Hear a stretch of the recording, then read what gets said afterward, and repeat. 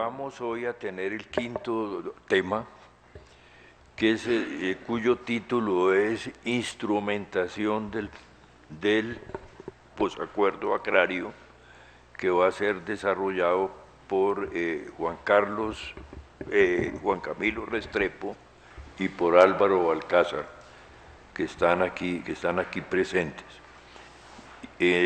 Doy la palabra al moderador, Darío Fajardo. Muchísimas gracias. Muy buenas tardes, noches ya. Bueno, como nos anunciaba nuestro presidente, tenemos esta conversación. De una parte, Juan Camilo Restrepo, quien todos ustedes conocen, miembro correspondiente de la Academia Colombiana de Ciencias Económicas, economista, político, abogado, especializado en Derecho Económico en el London School of Economics y doctorado en Derecho Administrativo en la Sorbonne. Estuvo vinculado a la antigua Junta Monetaria como secretario, superintendente bancario, presidente de la Comisión Nacional de Valores y senador de la República. Ha ocupado 3 carteras ministeriales: Minas, Energía, Hacienda y Agricultura. Vale señalar que el doctor Juan Camilo Restrepo, con su trabajo más reciente, está haciendo un aporte muy interesante al debate agrario. Necesariamente es un punto de referencia el trabajo de él, obviamente no copa todas las perspectivas que allí se trazan, pero sí hay algunos elementos que seguramente él va a exponer en esta oportunidad. Por otra parte está el académico Álvaro Balcázar, miembro correspondiente también de la Academia de Ciencias Económicas, economista de la Universidad Nacional. Fue director de la Unidad Especial para la Consolidación Territorial, programa de consolidación que tiene una trayectoria larga y muy compleja en nuestro conflicto. Especialista en temas de desarrollo agrícola y rural, trabajado como consultor en CEPAL, en CIAT, ha estudiado desarrollo agrícola, tiene también importantes publicaciones y yo creo que su aporte en esta oportunidad será de especial valor junto con el del doctor Restrepo. Por favor, doctor Restrepo.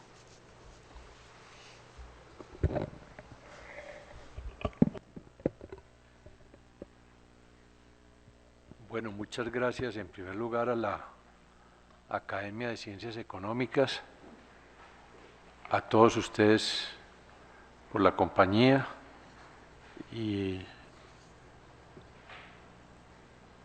al doctor Fajardo y al doctor Reveis por sus amables presentaciones.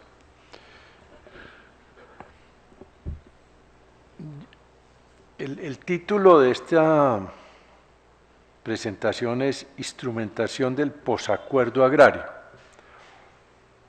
Yo creo que el título es bastante afortunado y tal vez podemos comenzar desde allí, porque estamos utilizando mucho la expresión posconflicto.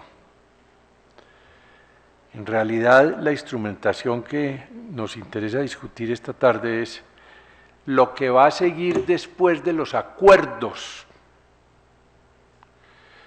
Y probablemente si Colombia encuentra unos esquemas de paz y los firma y los hace sostenibles, eso no quiere decir que no vamos a seguir teniendo conflictos. Una sociedad como la colombiana siempre tendrá algún tipo de conflicto por su misma conformación, por su mismo nivel de desarrollo, por sus inequidades internas. Pero la gracia y lo que se busca con la paz es que esos conflictos puedan ser tramitados en paz y por las vías democráticas. No que no vaya a haber conflictos. Si en 2 o 3 meses se firman los acuerdos con la paz, con las FARC, no quiere decir que no vamos a tener conflictos de ahí en adelante. Por eso aplaudo el título de esta tertulia de los postacuerdos. El término de referencia para los temas agrarios es el acuerdo que se celebró de primero, el número 1, en La Habana, que ya se terminó de negociar. ¿Hace cuánto, Álvaro? Hace Mayo del 2013. sí, ya va a ser 3 años. Y tomó año y medio negociarlo. Y está allí, listo para ser desarrollado cuando todo esté negociado, porque mientras tanto pues es una expectativa, pero no es menos importante pues porque las FARC es una organización con una historia y con una raigambre muy agrarista, de eso se tomó nota, y el gobierno fue muy cuidadoso cuando diseñó los 5 puntos que se han venido negociando en La Habana, de que que era el primero, pues abriera un poco la temática y la agenda.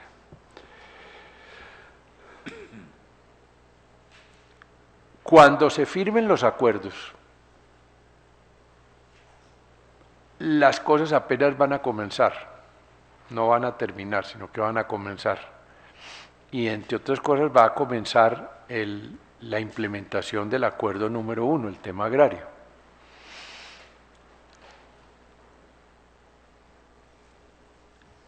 ¿En qué consiste el punto número 1 del acuerdo de La Habana? Aquí en este mismo salón, hace algunos meses, revisamos en qué consistía. Pero para simplificarlo de alguna manera, quisiera decir que es un compromiso muy formal y muy solemne de desarrollar en el país un gigantesco programa de desarrollo rural. En los años en que se convenga que rige el posconflicto, 8 o 10 años, para que al cabo de ese periodo se dé lo que los economistas llaman la convergencia, es decir, el acercamiento entre los niveles de vida de la ruralidad y los urbanos, que hoy tienen unas inmensas brechas, mírenseles por donde se les mirare, en demérito de lo rural, y en el fondo entonces el Acuerdo Agrario de La Habana lo que busca es un desarrollo con una capacidad de apalancamiento y de encadenamiento que al cabo de ese periodo posconflicto, pues, de posacuerdo, nos permita por lo menos acortar esas brechas y moderarlas en beneficio de lo rural. Entonces, en el acuerdo número 1 de La Habana se han puntualizado una serie de puntos muy precisos. No entro salvo que ustedes quisieran, no entro a enumerarlos de nuevo, porque ya lo hicimos la vez pasada, pero quizás en el diálogo podemos hacerlo. No es solo un acuerdo sobre tierras, está previsto la creación de un fondo de distribución de tierras a campesinos sin tierra o carentes de ella, pero igualmente una serie de provisiones de bienes públicos en una intensidad mucho mayor de la que se viene haciendo hasta la fecha.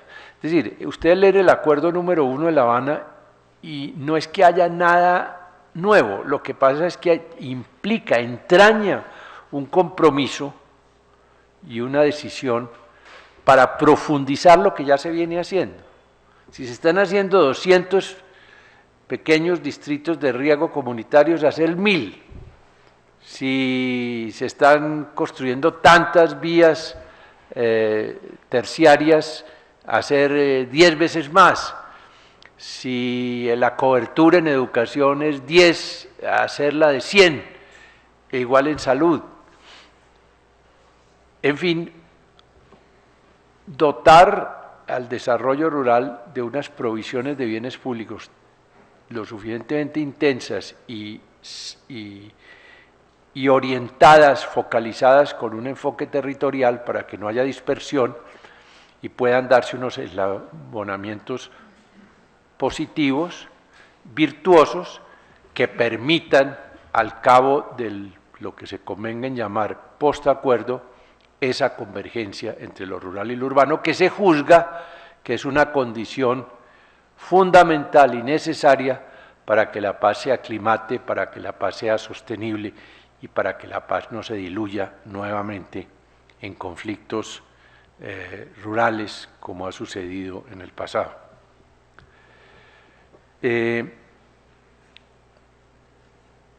No todos esos compromisos ni todos esos acuerdos los va a desarrollar el Estado. Tendrá un componente de sector privado, seguramente. Pero no es menos cierto que el Estado tiene un rol que jugar. Más aún, hay una cláusula específica en el punto número 1 de La Habana, en donde dice que el gobierno se compromete a honrar presupuestalmente los compromisos allí contraídos. Entonces, a partir de allí, quiero compartirles a ustedes lo que es una profunda preocupación en este momento, que quien les habla tiene. Quizás por la situación fiscal tan compleja que está viviendo el país, tan mala, para llamarla con más crudeza, lo cierto es que presupuestalmente hablando,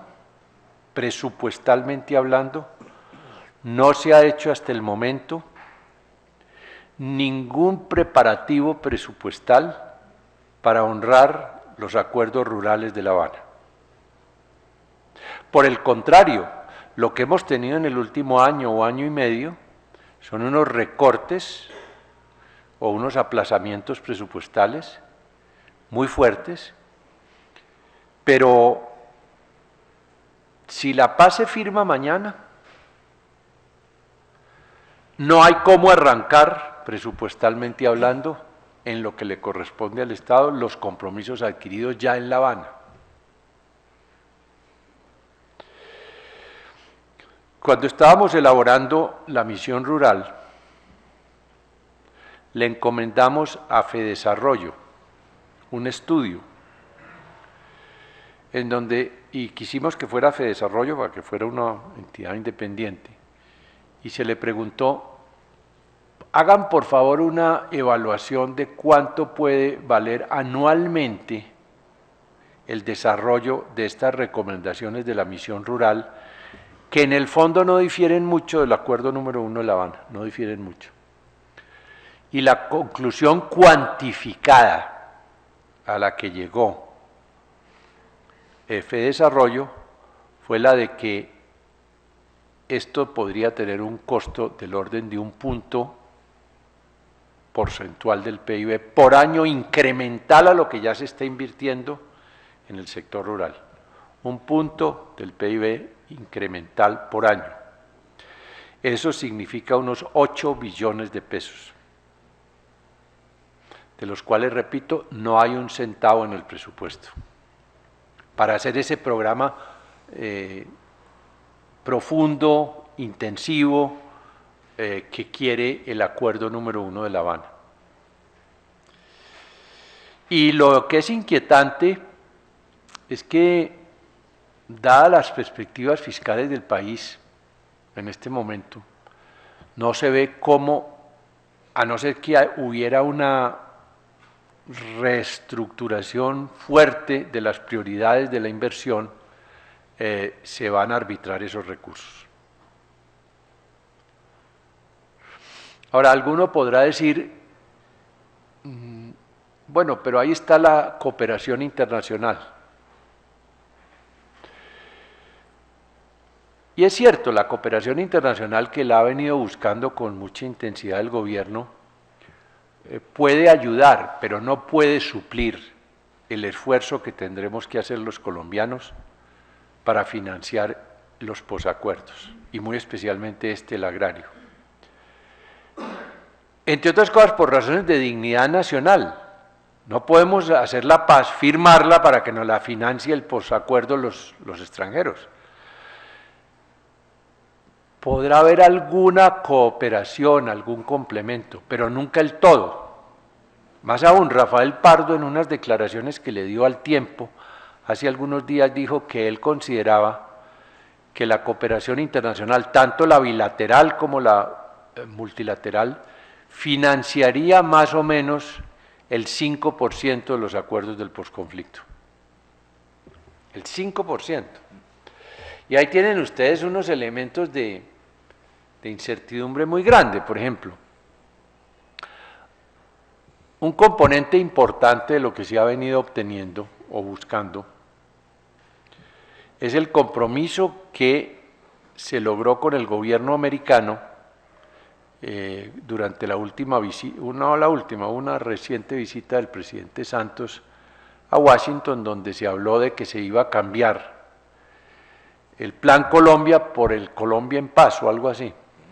Y eso significa que habrá aportes para Colombia en Paz de 450 millones de dólares por año.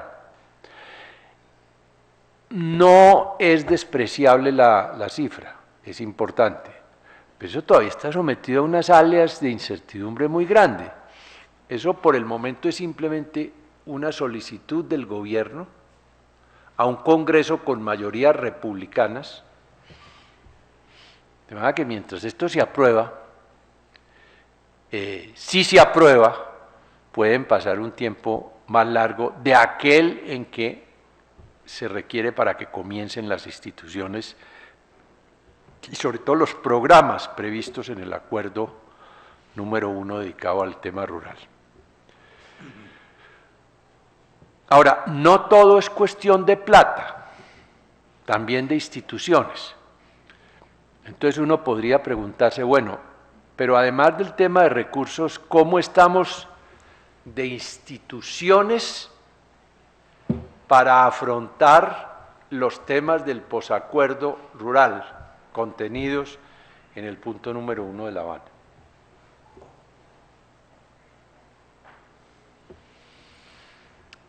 Y hay que decir que estamos mal o muy incipientes.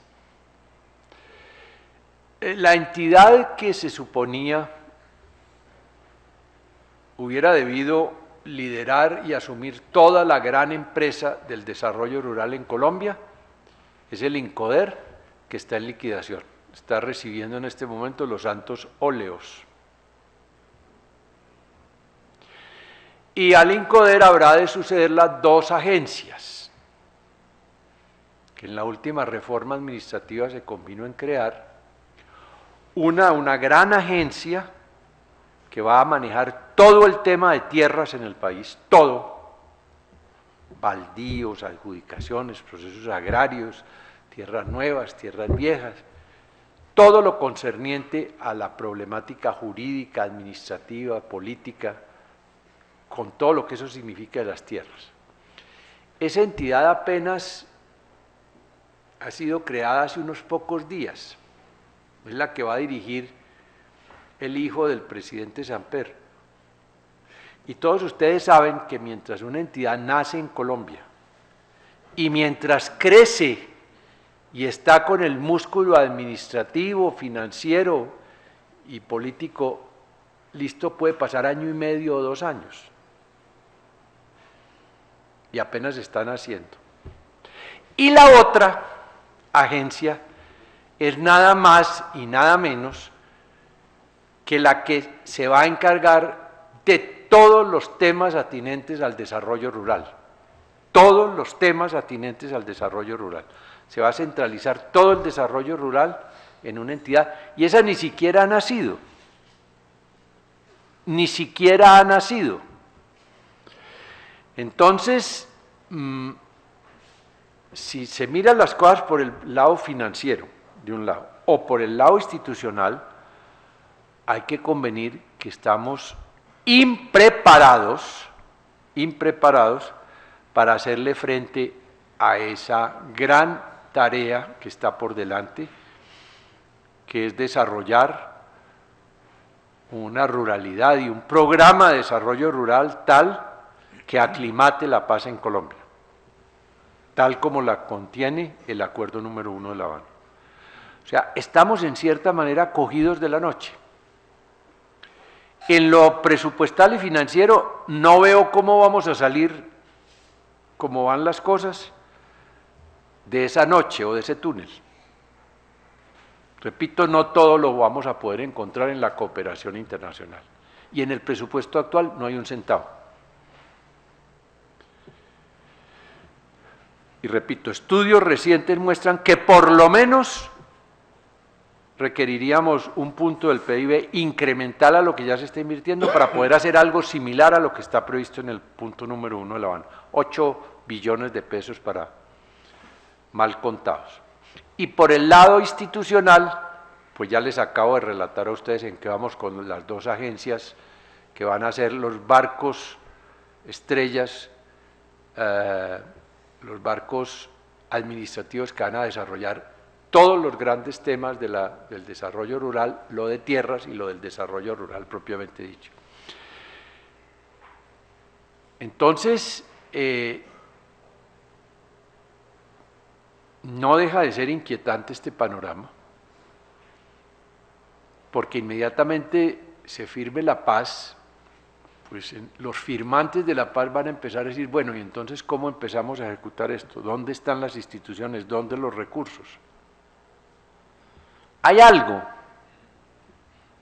de cooperación internacional que empieza a llegar, pero ese no es el todo, es una fracción apenas. Y va a ser costoso. Lo que el país tiene que entender y ser muy consciente es que siendo muy costoso en términos de recursos, el desarrollo cabal de los acuerdos de La Habana, siendo costosos, de todas maneras son menos costosos que la guerra. De manera que el esfuerzo que podamos hacer para, ya que hemos hecho tantos esfuerzos para alcanzar la paz, los esfuerzos que podamos hacer para no quedarle mal a esa paz con un postacuerdo cojo o famélico, vale la pena, aún en términos financieros hacerlo, porque de un buen desarrollo rural va a depender que la paz sí sea sostenible y sea estable y duradera en Colombia. Bueno, muchas gracias.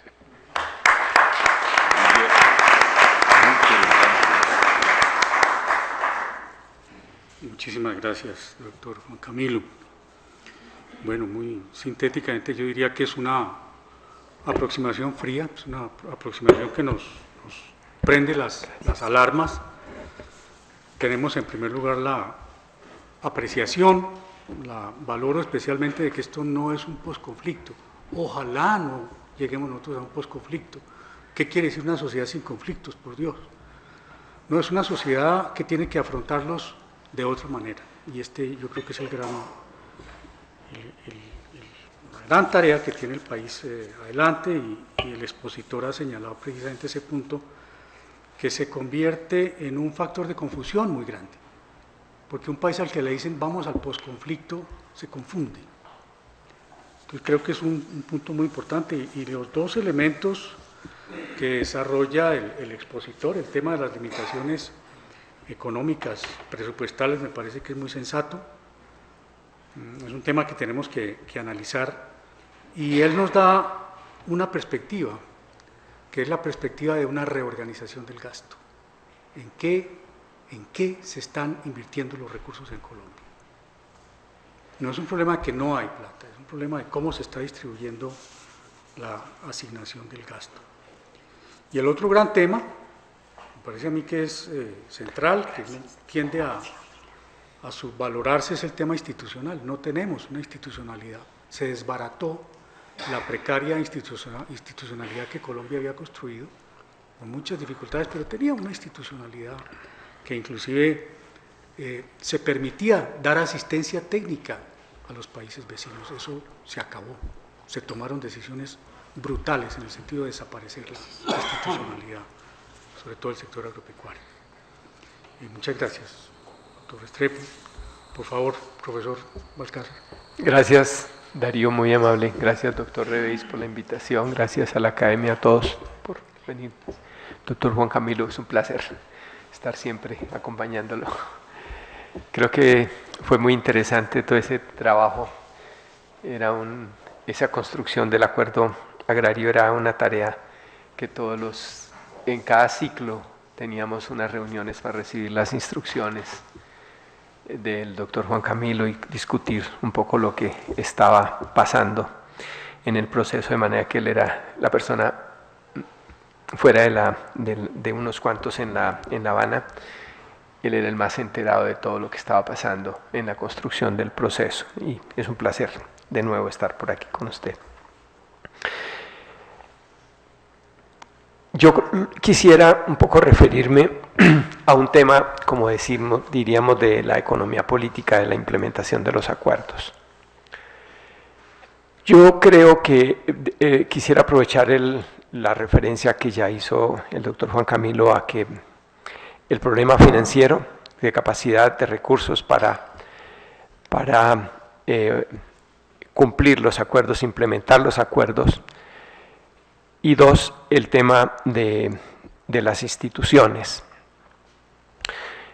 Para mí el problema pasa por la necesidad de no basta con tener instituciones, como decir, operativas, que hagan y se encarguen de determinadas tareas y que las puedan realizar. Tiene que ver más con cómo las instituciones funcionan en relación con la sociedad. Recuerden que el acuerdo agrario está estructurado sobre unos principios de participación, de trabajo conjunto y enfoque territorial, de construcción de abajo hacia arriba.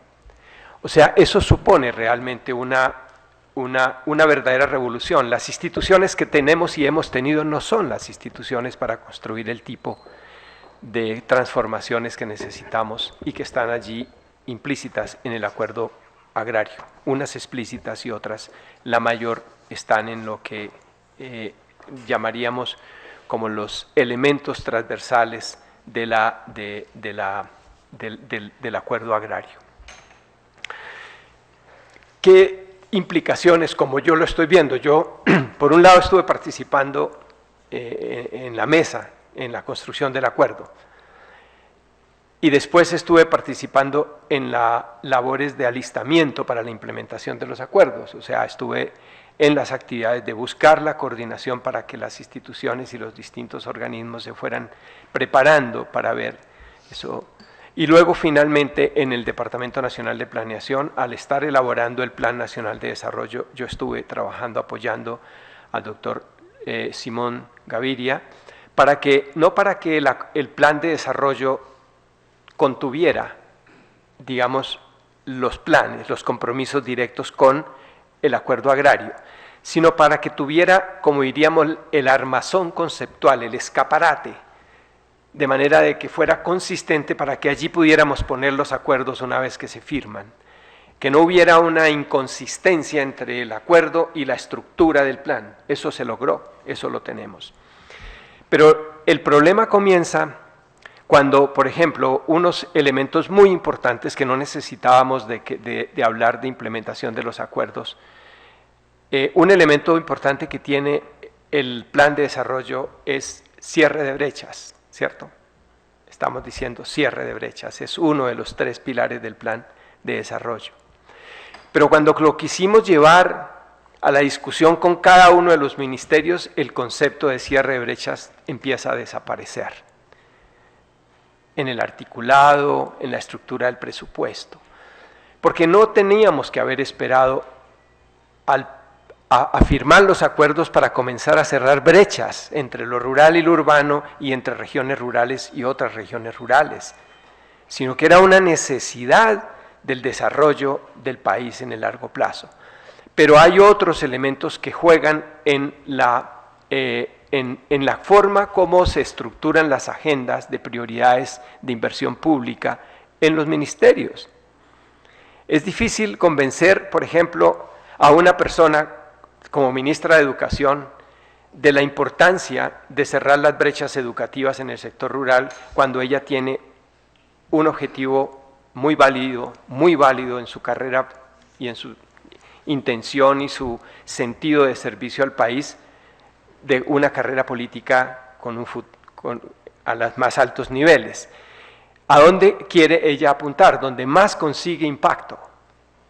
Los números se imponen. Entonces, las metas las consigue uno principalmente en donde está la concentración de población, no donde está el origen de los problemas, sino donde puede uno conseguir más impacto. Y entonces el problema de lo rural comienza a tener en la realidad de la política, del curso de la política, comienza a, digamos, a descomponerse. Quise poner ese ejemplo solo para mostrar la naturaleza del desafío que tenemos para la implementación de los acuerdos. Yo creo que esa implementación demanda de una arquitectura, y no solamente una arquitectura, sino una estructura del poder político en Colombia, que tal como está hoy, yo creo, no es amigable con las transformaciones que contienen los acuerdos. Porque no basta con los recursos. Yo creo que si tuviéramos los recursos y las mismas características de nuestras instituciones, lo único que tendríamos es mucha corrupción. Habría un incremento enorme en la ya insoportable corrupción que tenemos. Y si no, miremos qué fue lo que pasó cuando se incrementaron los recursos del Ministerio de Agricultura. ¿Para qué sirvió aumentar tanto como se hizo? Hasta llegar a más de 5 billones de pesos. ¿Qué pasó con esos recursos? ¿Cuál fue el beneficio para la nación y para el sector rural? El país sí perdió esos recursos. Bien, eso nos puede pasar en proporciones mucho mayores si solo tenemos un énfasis en la búsqueda de recursos para hacer las cosas. Porque aquí viene el otro tema que quisiera plantear sobre el tema de estructura institucional. ¿Y qué entiendo por estructura institucional? No solo, como les decía, tener las instituciones, sino la forma como deben operar. En el acuerdo agrario están establecidos unos principios, decimos participación en el proceso de formulación, de priorización, de planeación, de ejecución, de seguimiento. Hablamos de concurrencia y de trabajo conjunto, nación, departamento, municipio. Hay que rebalancear el poder de asignación en el control de los recursos entre la nación, el departamento y el municipio. Hay que elevar el poder del municipio, elevar también el poder del departamento y bajar mucho el poder del centro en el control de los recursos. De lo contrario, siempre vamos a seguir pensando que las soluciones vienen pensadas desde el centro y podemos tener buenas intenciones y no tengo duda, ninguna duda, de que lo que ha inspirado a los funcionarios de planeación nacional y funcionarios de planeación y definidores de política en los ministerios son las mejores intenciones de hacerlo bien. El problema es que no se puede hacer bien en la lógica de pensar la asignación de recursos desde el centro sin tener en cuenta los mecanismos que definen el poder de asignación de los recursos desde las regiones, desde los territorios, que definan no solamente qué es lo que es importante y prioritario en cada una de las regiones, en un país tan diverso en todos los aspectos como Colombia, en un país que tiene tan diferenciadas las necesidades básicas incluso. No podemos estandarizar las cosas. El valor de las carreteras no es lo mismo en el Valle del Cauca que en norte de Santander, en el Catatumbo. No es lo mismo. En uno tiene un impacto transformador distinto del que lo tiene. Lo mismo pasa con la educación o con la salud. Estas cosas solo son adecuadamente interpretadas y vueltas planes de inversión adecuados que respondan a las características de los territorios, cuando en el territorio existen las capacidades institucionales, el poder de determinación y de control sobre los recursos para la asignación de los recursos. Esa tarea no está en ninguna parte de la agenda, está sí en la concepción del acuerdo, y se está tratando. Sergio Jaramillo ha estado hablando del concepto de paz territorial. Ese concepto tenemos que desarrollarlo porque ahí está el germen conceptual de lo que realmente se negoció en La Habana, en el sentido de que las cosas que hagamos para hacer una paz durable, para que evitemos la repetición del conflicto, es todo lo que podamos hacer poniendo las capacidades y la transformación, las habilidades y las capacidades en el nivel local. Para mí, el tema de condiciones y de capacidades institucionales y habilidades institucionales, incluidas en estas las capacidades de las comunidades y de sus organizaciones, en el desarrollo, en la participación en el desarrollo, son tan importantes que yo tiendo a veces a ver que el problema de los recursos es un falso problema. Podíamos hacer mucho más con menos de lo que hoy tenemos. Voy a poner unos ejemplos. Por ejemplo, cuando pensamos el asunto de la red terciaria de carreteras, y generalmente lo pensamos aquí en la Oficina de Planeación Nacional y en el Ministerio Ministerio de Transporte, en el INVIAS, y entonces lo que se le ocurre a los funcionarios es: queremos hacer el plan. ¿Cuál fue la lectura que hicieron? Y hay un COMPES para eso. La lectura es: hay un compromiso de mejorar las vías, todas en un determinado plazo, vías terciarias, y al fin se reconoce la importancia de las vías terciarias para el desarrollo rural. Bien, pero lo primero que piensan es: tenemos que hacer un inventario de vías terciarias en Colombia. ¿Sí? Un inventario. Cualquiera dice: sí, muy razonable, antes de que empecemos a hacer cosas, hagamos un inventario. ¡Qué estupidez! Centralista. Un alcalde, si le piden a los alcaldes que participen en eso, ellos se los tienen en un mes sin ningún costo, porque ellos saben, tienen comunicación con las comunidades. Eso se puede hacer muy rápido, casi que tienen identificados cuáles son los problemas importantes que limitan la transitabilidad, que es lo que importa en última instancia cuando uno necesita empezar a resolver el problema. Y eso, en cambio, el tal inventario de vías nos puede costar 30 o 40 mil millones de pesos. Y apenas tenemos un inventario. ¿Duramos cuántos años haciéndolo? Para hacerlo seguramente nos tomamos 2 años y medio o 3 años haciendo el inventario. Y cuando tengamos el inventario vuelve y se nos desactualiza y tenemos que volver otra vez a hacer el inventario. ¿Por qué? Porque no pensamos las cosas que son de la región, del territorio, desde los territorios. Y les aseguro que esas cosas comienzan. Y lo otro, ya tenemos experiencias interesantes en Colombia, por ejemplo, en el tema cuando involucramos a las juntas de acción comunal en la gestión de las vías terciarias. El gobernador pasado de Cauca hizo un proyecto en el que trabajó con las juntas de acción comunal y garantizó el mantenimiento durante 3 años de 2.700 kilómetros de vías con 13.000 millones de pesos. En el presupuesto de Invías, obviamente eso hubiera costado cerca de 200.000 millones de pesos. Por eso yo digo, el problema de los recursos no es tan importante como el problema de las instituciones, de las reglas del juego, de la forma, el cómo hacer las cosas. Y es ahí donde tenemos el gran déficit, porque si lo seguimos haciendo como estamos, vamos a alimentar la corrupción, no vamos a resolver los problemas y nos va a salir muy costoso y siempre vamos a tener el San Benito de pretexto de que no tenemos con qué hacerlo.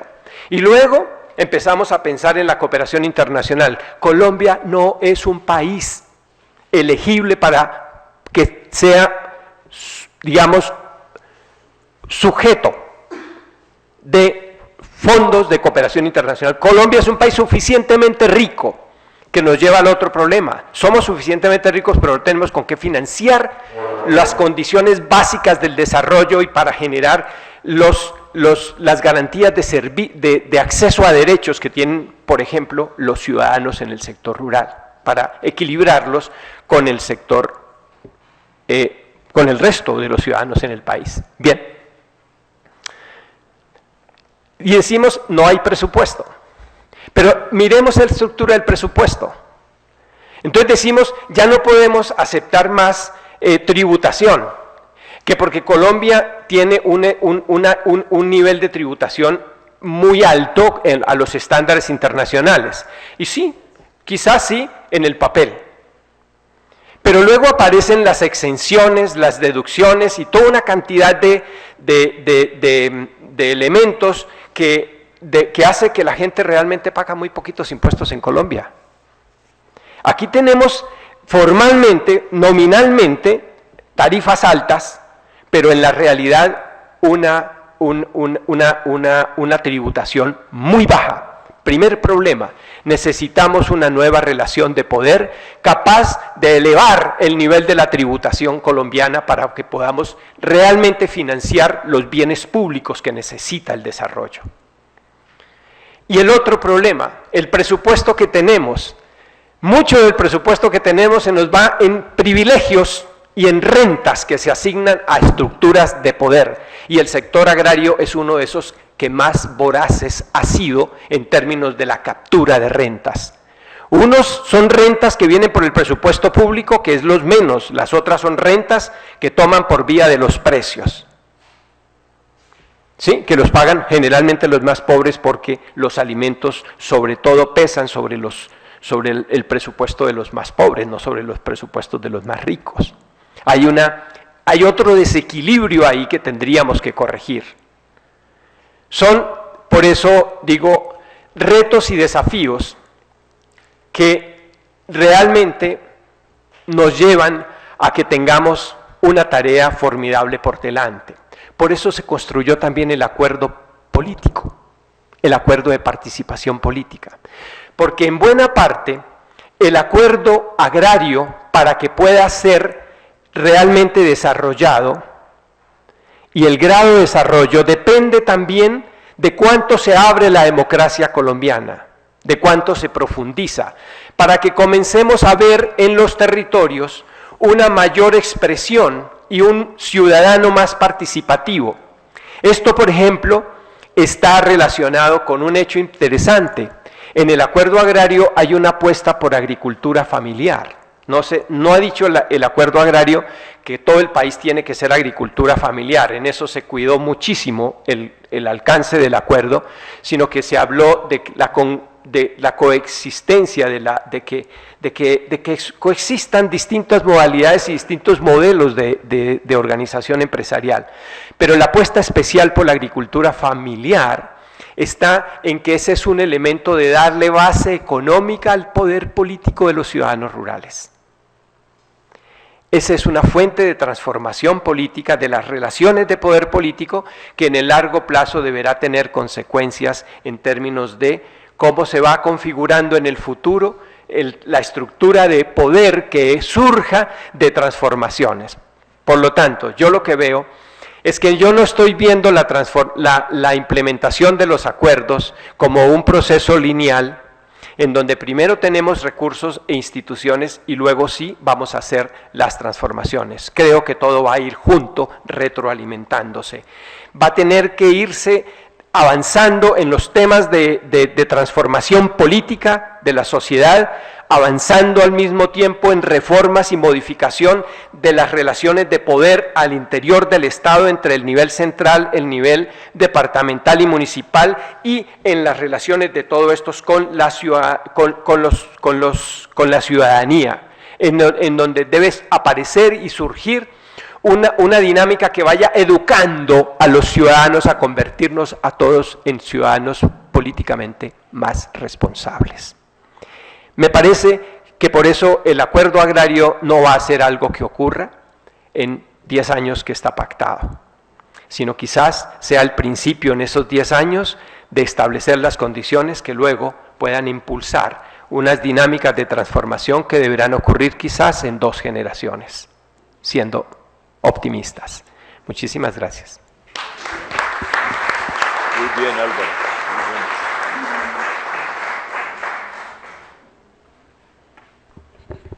Muy bien. Bueno, Álvaro Balcázar me sorprendió muy gratamente, debo decirlo, porque lo que encontramos en los dos expositores son 2 reflexiones muy serias, muy profundas, muy maduras, muy respetuosas de la historia del país. Una historia que ustedes se dan cuenta la tragedia que implica. Los acuerdos, como lo dicen algunos críticos, no son revolucionarios. Hay sectores de la opinión que dicen, no, pero estos acuerdos no implican una revolución. Yo creo que nadie estaba pensando en hacer una revolución cuando se plantean las conversaciones y los acuerdos, no. Casi que es lograr lo que muchos países, en Europa por ejemplo, lograron en el siglo XVIII y XIX. Y pensar que para lograr esto hubo que apelar a las armas, que si no hubiera sido por las armas, nosotros seguimos en la misma situación en la que estábamos hace 20 años. Porque si ustedes miran la trayectoria de los acuerdos, lo que se plasma en estos acuerdos, a los que hicieron referencia los expositores, pues básicamente es el mandato agrario que viene de los años 70, 80, y la fecha más tardía 2003, el mandato agrario del 2003, pero esto no tuvo ninguna atención en la dirección del país, ninguna atención. Recuerdo, yo estaba trabajando con las organizaciones en ese momento campesinas y ni siquiera recibieron el acuerdo, el documento del mandato agrario en la Presidencia de la República, ni siquiera lo recibieron. Fue necesario la fuerza de las armas para que se llegara a esta situación. Qué tragedia tener que llegar a la fuerza de las armas. Muchos critican a la insurgencia por el tema precisamente de las armas, pero yo me digo, realmente para estos cambios de una mediana modernización, porque tenemos aquí en la mesa que no son cambios revolucionarios, una mediana modernización de la sociedad, apelar a 50 años de guerra, muy trágico. 50 años de guerra que implicaron inclusive la intervención de los Estados Unidos, nuestro plan de consolidación, nuestro plan Lazo, todas fueron expresiones militares de los Estados Unidos. Plan de consolidación que viene de Afganistán, por Dios. Y no funcionó, esas cosas no funcionaron. Afortunadamente, el país está comenzando a reconocer esto, está comenzando a plantearse recorrer otros caminos y le expresaba mi complacencia a Álvaro Balcázar porque en los medios en donde se están, digamos, haciendo los aprestamientos del gobierno para atender los acuerdos, pareciera haber una reflexión muy profunda. Y lo dice Álvaro en una expresión que le llamo la atención a ustedes, le llamo la atención al país. Construir el Estado de abajo hacia arriba, esto es lo más revolucionario que se ha planteado en este pobre país. Porque inclusive ellos son participantes de un esfuerzo muy interesante que se hizo, la misión para la transformación del campo. Ustedes la van a leer o la han leído, un diagnóstico serio, sopesado, excelente, muy bien documentado, y unas recomendaciones que se quedan muy atrás. Se quedan muy atrás porque volvemos a repetir un Estado que va y le entrega a la gente. Un Estado generoso, noble, pero donde la participación no está prevista como la está pidiendo la gente del campo. La gente del campo está pidiendo otra participación.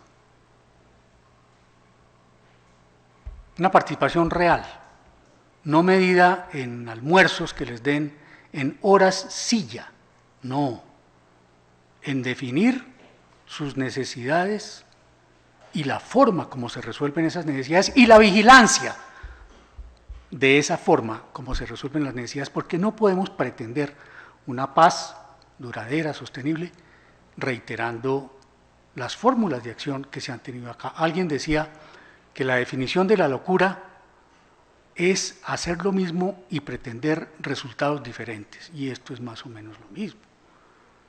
Diagnósticos muy buenos. Pero por eso saludo yo la apreciación que hace Álvaro, porque esto es un salto cualitativo de lo que estábamos viendo nosotros hace unos pocos años, cuando las juntas de acción comunal eran arrasadas, judicializados y objeto de redadas donde se llevaban pueblos enteros, reservas campesinas, que como lo han reconocido muchos, una forma de organización que viene desde los años 20, esto no se lo inventaron las FARC, desde los años 20 se está planteando esto. Y sus miembros fueron judicializados, perseguidos, desaparecidos. Tenemos una historia trágica que el país debe reconocer en este esfuerzo por incorporar a las víctimas en la solución de los problemas de la guerra, que fue el cementerio clandestino de la Macarena, al pie del batallón, en donde fueron enterradas cantidades de personas, que venían ¿de dónde? De las reservas campesinas de la Macarena. Entonces yo realmente saludo que se haya producido esta parábola, es decir, volver a pensar el país, es decir, no digo que un mea culpa, porque no se trata de mea culpa, pero sí, digamos, darle razón a la demanda campesina, y me parece que es interesante también el reconocimiento que se hace de que cada uno de los puntos de la agenda está íntimamente conectado. No se puede resolver ni el problema agrario, ni el problema de las drogas, sin la participación política, pero trazada de abajo hacia arriba. Y afortunadamente, hay toda una batería de jóvenes de corazón y de mente, que están reconociendo este proceso. Acabo de leer una maravillosa tesis presentada en la maestría de Antropología de la Universidad de los Andes que se llama El Estado somos nosotros, que les recomiendo, la busquen. Muchas gracias a ustedes dos.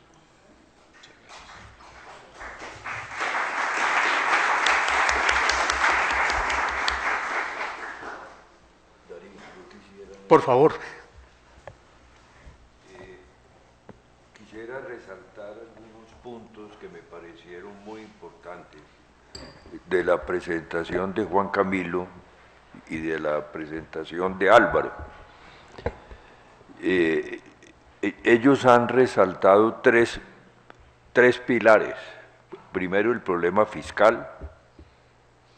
Segundo, el problema institucional, de la calidad de instituciones. Y tercero, la corrupción. Esos son los 3 puntos. Habría un problema, pues que lo hemos tratado, que es la justicia.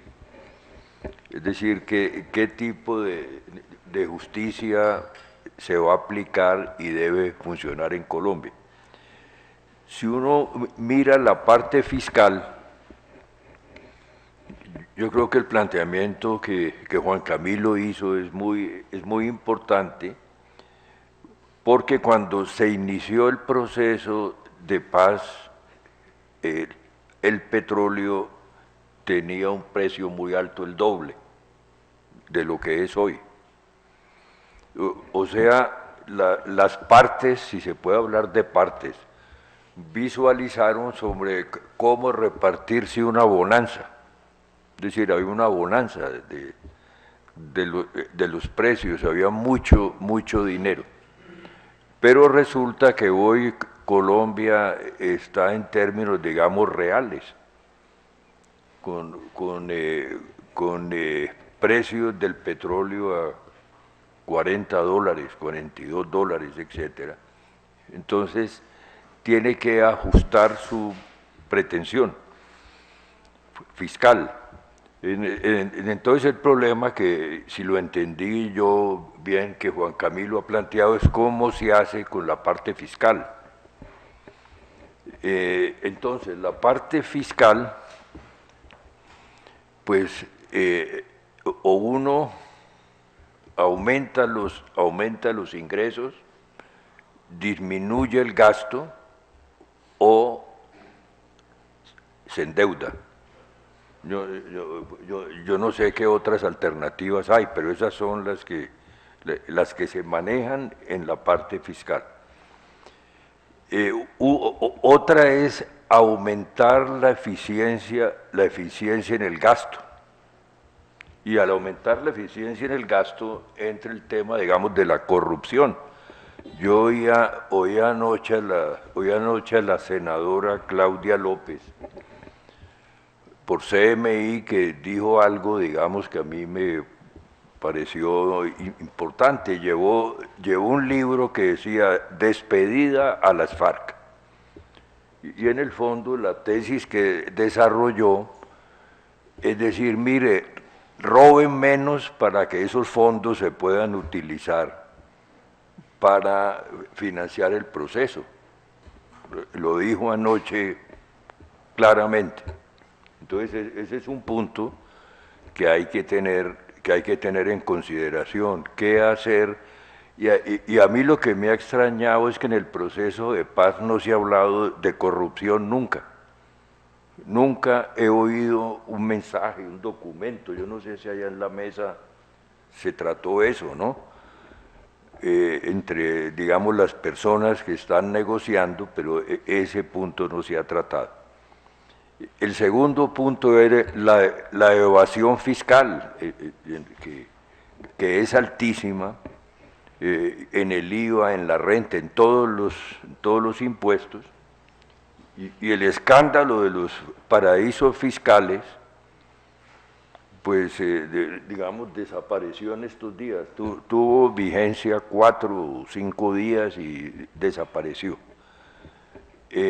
Entonces, en el sistema tributario y su administración, pues hay una cripta,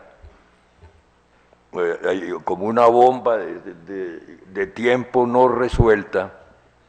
Entonces, lo que se hace, lo que queda es lo que se hace siempre, que es la solución de la mediocridad, que es aumentar el IVA. Porque el IVA pues se recauda fácilmente y no tiene grupos de oposición identificables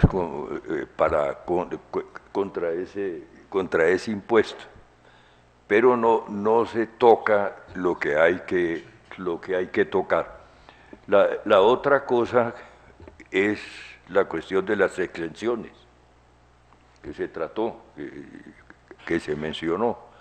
Hay una cantidad, digamos, de exenciones fiscales, tributarias. Juan Camilo aquí una vez hizo una presentación muy interesante sobre ese tema y de las ventajas que la administración Uribe había dado a la inversión extranjera, etcétera, en ese campo. Entonces, el tema fiscal es clave y en eso yo comparto lo que Juan Camilo dijo, y no hay que sobreestimar, como él lo mencionó, la financiación internacional. Yo estaba haciendo un trabajo sobre ese tema, comparando a nivel internacional, y Colombia no es elegible en este momento para hacer, serán fondos, digamos, marginales, más, digamos, de Estado que fondos que pasen por la cooperación internacional.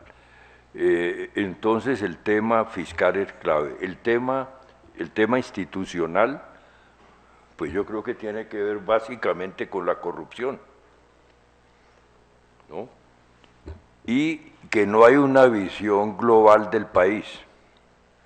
Por ejemplo, en este momento me parece que se requeriría una política nacional de ordenamiento del territorio, como la que se hizo en Francia después de la Segunda Guerra Mundial, donde un país queda destruido, vulnerado, y entonces tiene que organizar su territorio. Entonces, es que el territorio está totalmente desorganizado.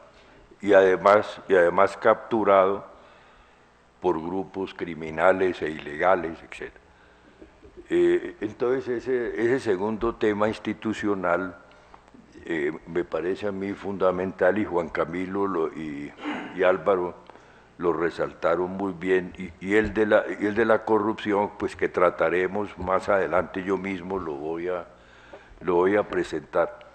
Queda el tema de la legalidad y la legitimidad de la justicia transicional, que es un bloqueo grande que se mezcla a los otros, y en el cual a mí me parece que todavía no hay un acuerdo. Entonces, en el fondo eso es un factor de bloqueo bastante grande e importante.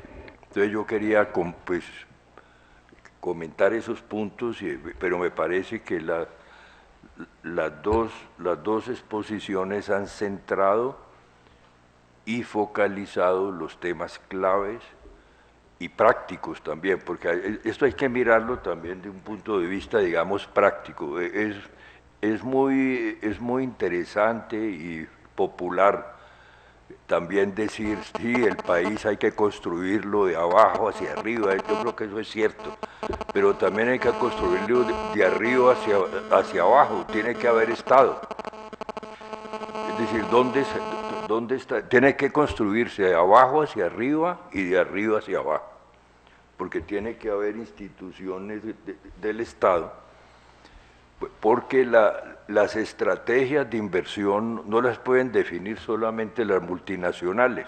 Una multinacional pasando con su GPS sobre Colombia diciendo, bueno, entonces escojo este proyecto minero. Bueno, pues entonces, pero eso cómo encaja dentro de una visión de Colombia. Entonces yo digo que hay que hacerlo de abajo arriba, está muy bien, pero también de arriba abajo, hay que reconstruir el Estado. Entonces quiero dejarles esa inquietud. Muchísimas gracias. Edgar, muchísimas gracias. Creo que tus observaciones nos ayudan muchísimo a esta apertura de debate. Esto realmente es un abrebocas supremamente rico, estimulante, que se haría todavía más rico con la intervención de ustedes. De todas maneras, yo sí quisiera señalar, a propósito de la intervención de Edgar, que sí hay un acuerdo sobre justicia. Es la Jurisdicción Especial para la Paz, que yo creo que es un parteaguas en el proceso de la justicia en Colombia. Es un verdadero parteaguas. Desafortunadamente, como en muchísimos otros aspectos de las conversaciones de paz, no se conoce. Es lamentable la cortina de humo que se ha tendido sobre el proceso de las conversaciones mismas y obviamente sobre los acuerdos, pero esto también es un esfuerzo que todos nosotros debemos hacer por conocer qué es lo que se ha discutido, qué se ha acordado, y algo que yo anotaría a propósito de la exposición de Juan Camilo Restrepo, y es que no solamente hay acuerdos, hay salvedades muy críticas. Si somos realistas, estamos en el 50% del proceso. Es decir, esto para que nosotros nos quitemos la venda de los ojos, la que se nos presenta a través de los medios permanentemente, de que la paz está a punto de ser firmada, porque esto lamentablemente no es cierto. Y lo que falta por acordar son temas supremamente gruesos, pero somos desafortunadamente también inconscientes de lo que está todavía por firmarse, de lo que está por acordarse. Entonces esto también es un llamado a que seamos más realistas, más sensatos. De todas maneras, los expositores nos han dado luces muy interesantes en el análisis político, económico y fiscal de los acuerdos. Como les digo, esto se enriquece con la participación de ustedes, las preguntas que tenemos la disposición de los expositores para atenderlas. No nos vamos a quedar mucho como nos deberíamos quedar, pero nuestro tiempo es limitado. Por favor, comenzamos de atrás hacia adelante. Como decíamos, de abajo hacia arriba, de atrás hacia adelante. Por favor. Buenas noches, Alfredo Cadena. La pregunta mía va en este sentido. Yo encuentro como dos filosofías contrarias o una serie de contrasentidos entre lo que se acuerda en La Habana y lo que se está legislando hoy por parte del conjunto de las instituciones del Estado. Voy a colocar 3 ejemplos. Mientras en La Habana se habla de reservas campesinas, economía familiar y economía solidaria, en el gobierno se estimula las sidres y la nueva parcería y la precarización del trabajo en el campo.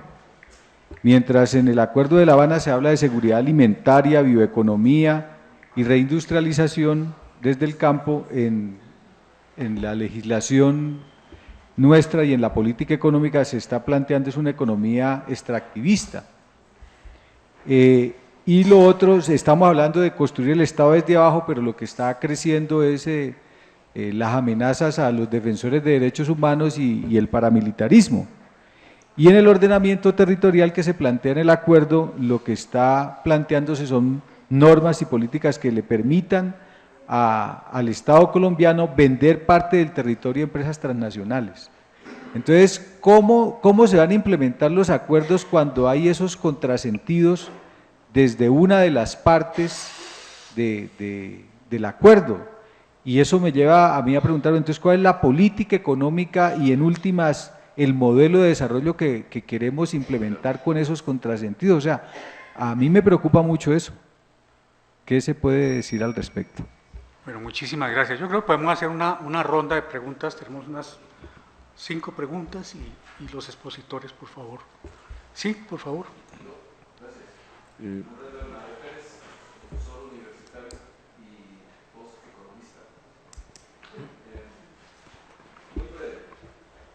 verdad es que si comparamos este posacuerdo con el de hace 25 años, con el M19, EPL y una corriente socialista, este es de mucho más profundidad y compromiso.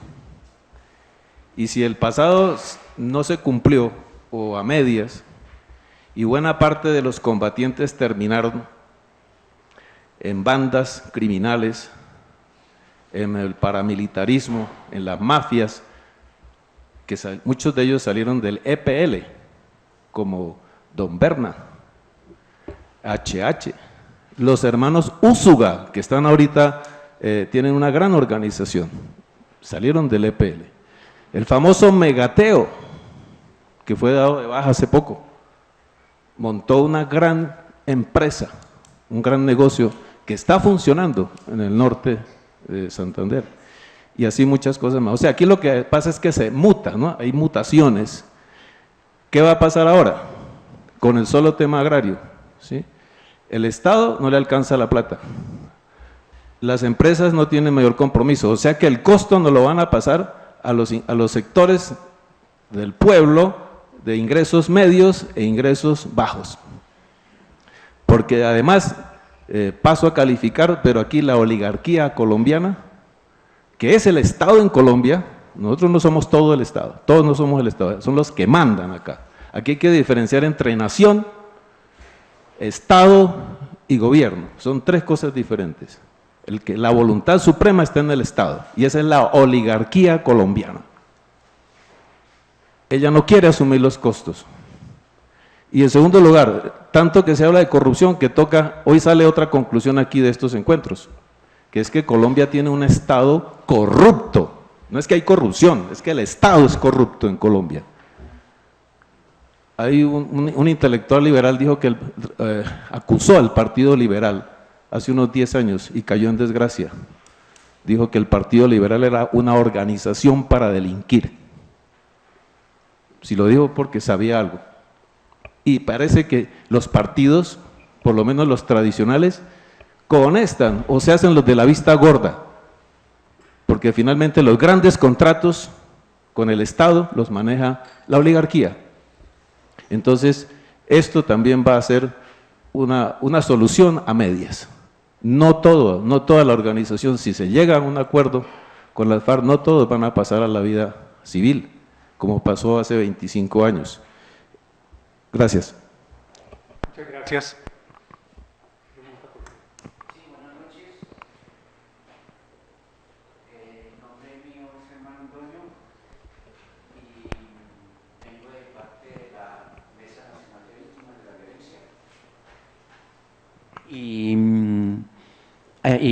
Hice parte también del núcleo de desmovilizados de la época del 90 y empiezo por discrepar cordialmente con el profesor. No fue un alto porcentaje de los excombatientes que los volvimos a la delincuencia, fue un 0.5%.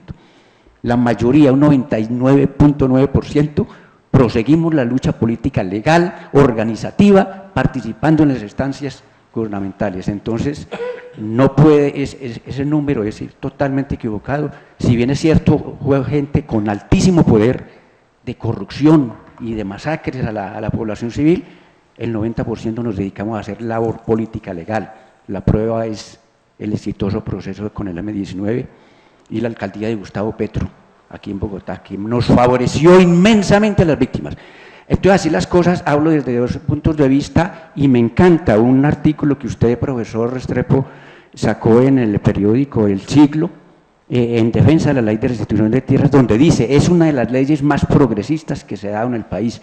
Mire, la sociedad colombiana cada vez nos reconoce a las víctimas tres bellas cualidades: la dignidad, el coraje y la creatividad. En ese sentido, un núcleo de intelectuales de las regiones nos hemos dedicado a estudiar qué pasó, por qué pasó y cómo pasó. Y vamos a elaborar un periódico de las víctimas. Los invito a usted, profesor, que nos acompañe, y al profesor Machado, y en lo mismo al profesor que nos acompaña con algunas columnas.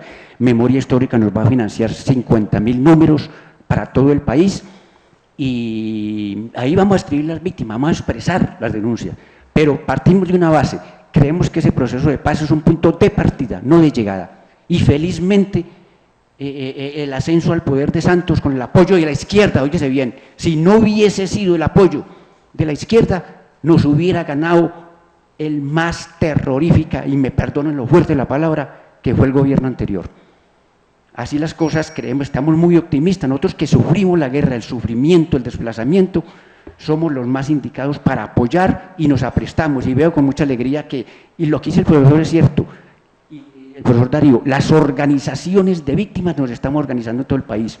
Fue muy placentero la semana antepasada, desde Valencia a Córdoba, uno de los municipios más violentos, más atropellados por el paramilitarismo, donde asistieron 3.000 campesinos para volver a crear la Asociación Nacional de Usuarios Campesinos. En todo el país estamos en la tarea, y eso es cierto, si el gobierno no nos tiene en cuenta, las instituciones organizativas, comunitarias de las comunidades, ese proceso de paz puede fracasar. Asimismo, estamos muy pendientes, y la pregunta sería, profesor, ¿quién suena para ministro de Agricultura? Dependiendo de quién nombre, de pronto habrá algún apoyo. Ya nos alegra de antemano que haya nombrado a Alan Jara como director de las víctimas.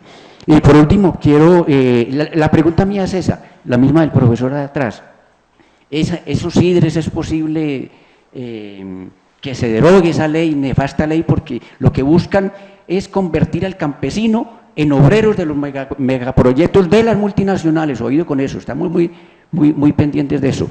Por último, tengo un valiosísimo material, porque yo alcancé a ser funcionario de la alcaldía de Petro en la oficina de víctimas.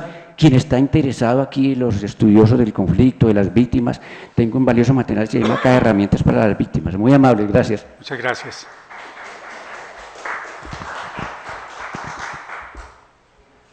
Por favor.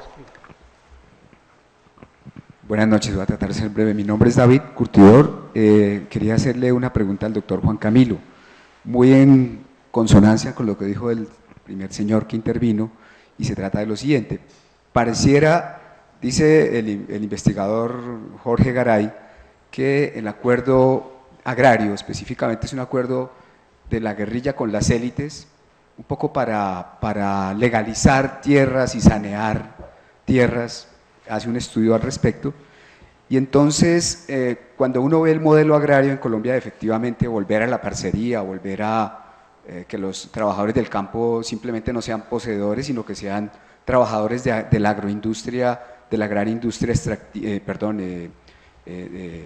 de los biocombustibles, de los agrocombustibles, y esto pues se asusta a uno, porque pareciera haber una antinomia entre esas posibilidades democratizadoras y la única opción que le quedaría al trabajador rural, que es ser, a los campesinos, que es ser trabajadores rurales al servicio de la gran industria, como se están pintando las cosas, como se plantea precisamente en la ley de CIDIRES. Entonces, yo veo que hay, insisto, una antinomia entre desarrollo agroindustrial y las posibilidades de democratización de la tenencia de la tierra. Es el acuerdo agrario, como dice Garay, simplemente la legalización, lo llevo un poco más allá y retomo sus palabras, pero no son las mismas, la legalización del despojo, el afianzamiento de la agroindustria. Esa es la pregunta, doctor. Muchas gracias. Gracias. ¿Otra pregunta? Sí, por favor.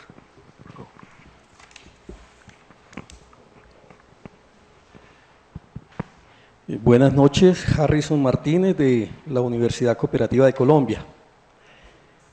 Doctor Juan Camilo, escribía usted recientemente en su último libro, La cuestión agraria, que las reformas agrarias en Colombia siempre han pisado callos y que esta corresponde igualmente pisar callos con la ley en la mano, pero que habrá que pisar muchos callos. Lo que uno se pregunta es, ¿cuál es la institucionalidad pública que va a garantizar el desarrollo de esta reforma integral, reforma rural integral, firmada en los acuerdos de La Habana? Cuando percibimos un Estado en lo local, incluso en lo nacional, permeado por profundos intereses y en el sector agrario. Esa institución que nos comentaba usted ahora está recibiendo los óleos y que valerosamente, denuncia usted en su libro, fue cooptada por el paramilitarismo y que el despojado también no solamente han sido las víctimas. El otro gran despojado en Colombia ha sido el mismo Estado. Entonces nos preguntamos muchos colombianos, ¿cuál es la institucionalidad pública que requerimos para que realmente la paz y los acuerdos de paz logren materializarse? Y en segundo lugar, el doctor Álvaro nos invita precisamente a desarrollar esa sociedad civil, a fortalecer ese proceso de participación ciudadana que seguramente debe acompañar este proceso de construir una sociedad en paz y una sociedad más incluyente. Pero nos preguntamos lo siguiente, tal vez esa sociedad civil en el campo es una sociedad muy fragmentada también por la violencia, por todo este proceso de despojo. En el reciente Censo Nacional Agrario, el 73.5% de las personas encuestadas dicen no estar vinculada a ningún tipo de asociatividad rural. Por lo tanto, pensaría uno que se hace necesario dinamizar todo un proceso de asociatividad que permita realmente la participación de los campesinos en esta reforma. ¿Cómo entonces, doctor Álvaro, el Estado colombiano podría contribuir en el desarrollo de ese proceso y de participación de la sociedad civil? Bueno, muchísimas gracias. Una última, tenemos todavía un par de preguntas más, por favor.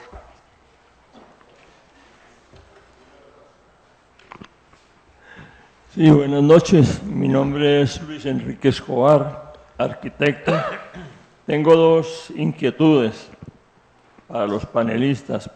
Una, si se van a desmovilizar los integrantes de dos grupos, como las FARC y el ELN, que supongo yo suman 20, 25 mil personas, en el momento en que estén inmovilizados, ¿quién los va a sostener? Porque yo supongo que en este momento ellos están sosteniendo con con todos los ingresos que tienen ilegales, una vez se desmovilicen, los va a sostener o les va a permitir sus ingresos el Estado. Esa es una inquietud. Y la otra es, ¿qué va a pasar con ese mercado de las drogas que en este momento ellos manejan y que se supone que no va a desaparecer cuando ellos se inmovilicen o se desmovilicen? Ese mercado seguirá funcionando, seguirá saliendo droga para donde está saliendo ahora. ¿Quién va a manejar eso? ¿Quién va a disponer de esos recursos? ¿No será que esos recursos van a entrar a fortalecer algunos grupos ilegales también? Esas son las dos inquietudes que yo quiero plantearle a la mesa. Muchas gracias. Vamos a hacer una primera ronda de respuestas y luego, si tenemos tiempo, hacemos una segunda ronda de preguntas. Muchas gracias. Expositores, por favor.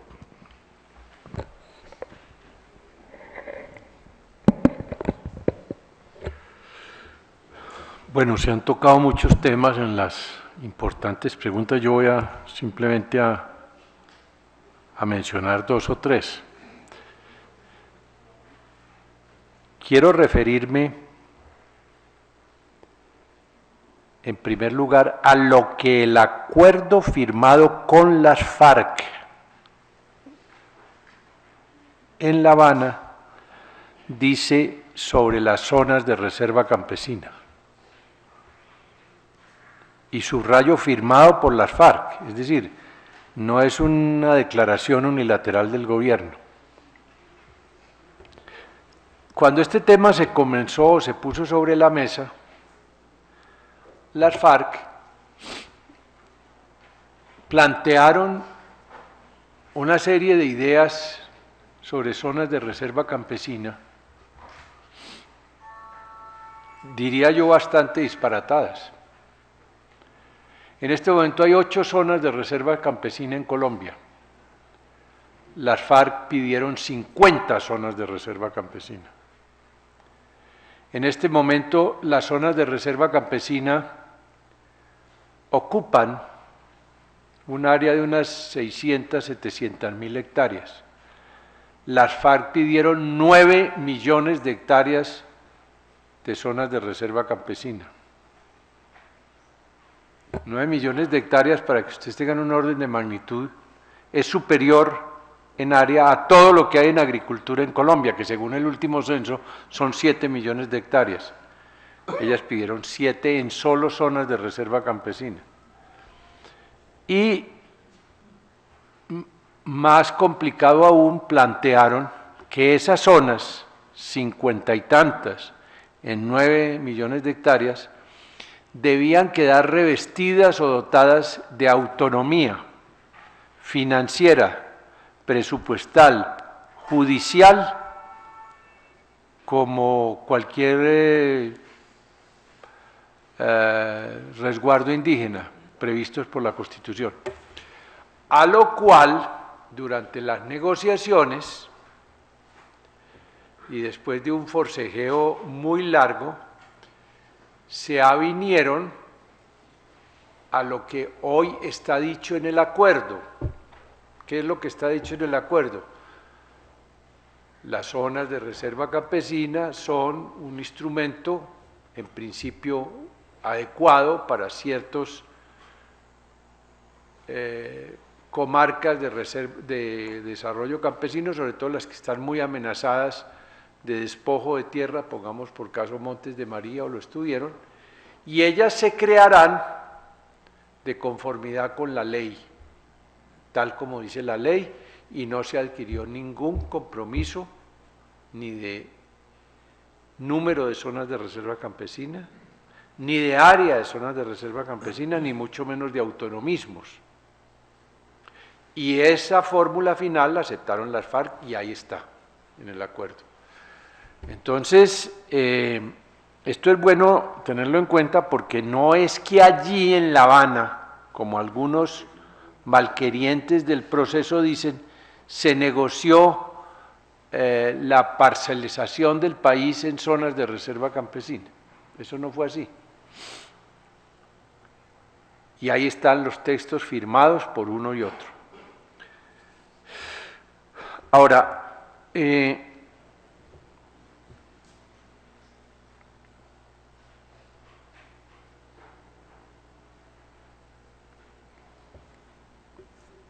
si ustedes leen el discurso inaugural de Iván Márquez en Oslo, verán que en ese momento las FARC, a través de Márquez, se vinieron con una catilinaria contra los programas de formalización de la propiedad agraria en nuestro país. Es decir, dotar de escrituras a ese 50% de campesinos que hoy no tienen, por razones históricas y sociológicas, escrituras. Y también después de una negociación muy larga y teniendo en cuenta que la formalización de la propiedad agraria es uno de los instrumentos indispensables para modernizar la tenencia de la tierra en Colombia, las propias FARC, como consta en el texto que ellas firmaron, aplauden los programas y suscriben un programa de formalización de la propiedad agraria a ser desarrollado durante el postacuerdo. Con lo cual se protocolizó un cambio de 180 grados entre lo que había sido la posición original de Iván Márquez y lo que quedó consagrado. Ahora, el acuerdo, que es el tema de hoy, ¿no? Instrumentalización del posacuerdo agrario, no es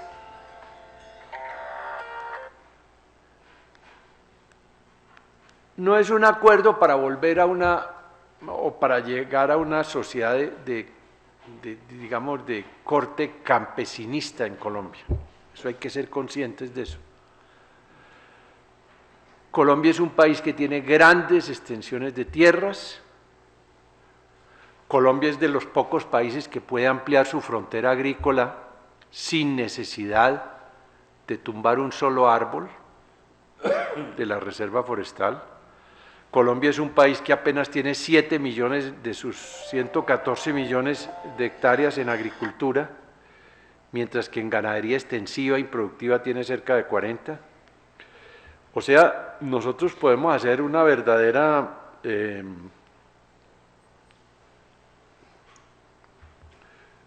aumento de la zona de la frontera agrícola con solo podemos doblar el área cultivada en agricultura, dedicada a la agricultura, simplemente y gradualmente ir tomando, digan ustedes, un 20% de la tierra dedicada a la ganadería extensiva e ir girando hacia la agricultura, lo que muy pocos países pueden hacer. Entonces, en los acuerdos de La Habana, no está prohibida la propiedad privada de la tierra. En los acuerdos de La Habana, y cuando hablo de los acuerdos, son acuerdos suscritos por las FARC, no está proscrita la agroindustria, asentada sobre tierras bien habidas. En los acuerdos de La Habana no está prohibido que haya economías de escala en la producción agrícola del país. En los acuerdos de La Habana no se está poniendo en peligro, contra lo que dicen los masquerientes del acuerdo, el Estado de Derecho y la seguridad jurídica. Más aún, el acuerdo número 1 de La Habana se puede hacer sin cambiarle una coma a la Constitución Nacional, simplemente aplicando el derecho agrario, que ahí está, pero que se ha aplicado muy poco. Entonces lo que hay en el Acuerdo Número de La Habana, como les decía, es un gigantesco programa de desarrollo rural, profundizando los instrumentos de desarrollo rural y haciendo un programa de dotación de tierras a campesinos a través de una figura que se llama el Fondo de Tierras. Y eso se puede perfectamente hacer simplemente recuperando tierras que le han quitado al Estado, como decía usted, porque los despojados no han sido solo los campesinos, han sido también tierras baldías del Estado de las cuales se han apropiado abusivamente avivatos de todos los pelambres y categorías. Pueden ser 2 millones de hectáreas. Y con eso se puede hacer una transformación agraria de gran calibre, de gran profundidad, sin necesidad, ¿no?, de renunciar a un país donde puedan convivir grande, mediana y pequeña agricultura. Naturalmente la pequeña hay que protegerla, la pequeña hay que favorecerla, a la pequeña hay que darle bienes públicos que hoy no se los están dando, porque se lleva todo en subsidios que se llevan los grandes. Pero ese es el esquema y esa es la visión que está allí una visión moderna a la cual suscribió las FARC, renunciando a muchos postulados más ideológicos que prácticos, viejos de 40 años de su historia, por ejemplo, la proscripción del llamado latifundio. Eso no aparece en el Acuerdo Número 1 de La Habana. Tendrá que haber leyes agrarias, naturalmente, que regulen, leyes o aplicación de las leyes que conduzcan a que expropiación con indemnización, cuando se justifique por razones sociales, se pueda hacer, o extinción de dominio por incumplimiento de la función social de la propiedad. Lo que hace el Acuerdo de La Habana es rescatar una serie de principios que estaban como en hibernación, inaplicados en las leyes agrarias, y decir, bueno, vamos a hacer esto en los próximos 10 o 15 años.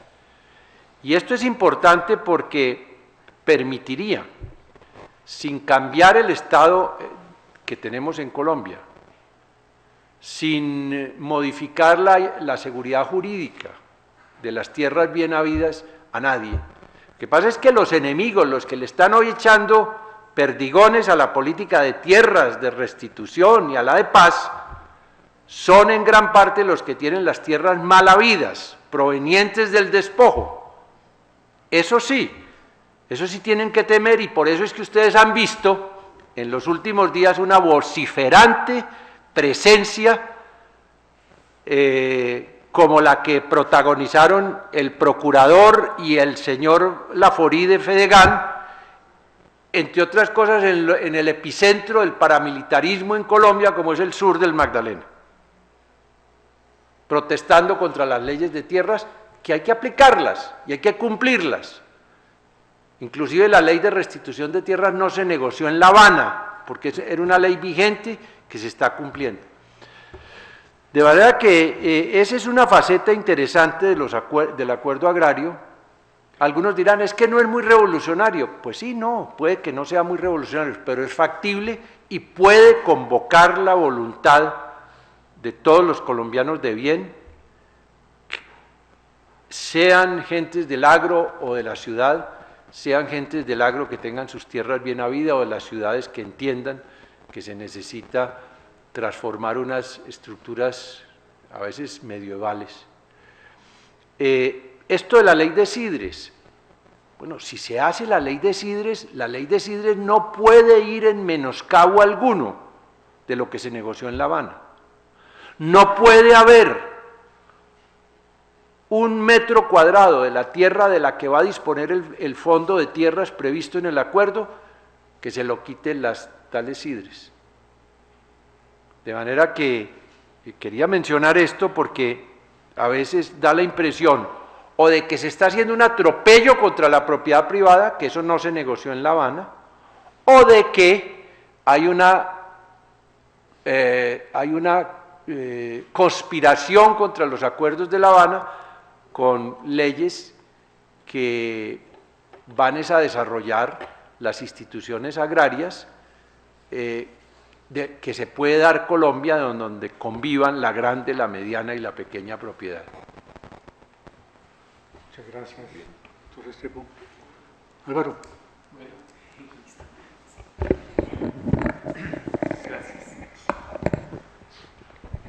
Yo creo que sí hay que poner en contexto el alcance de los acuerdos, de todos los acuerdos, y un poco eso para explicar esta preocupación sobre los contrasentidos de la política y los acuerdos. Bastante de la explicación ya la hizo el doctor Restrepo.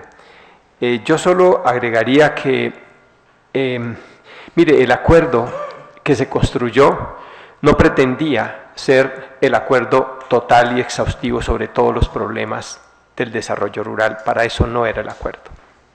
El acuerdo estaba acotado en términos de contenidos y puntos que había que discutir. ¿Con qué perspectiva?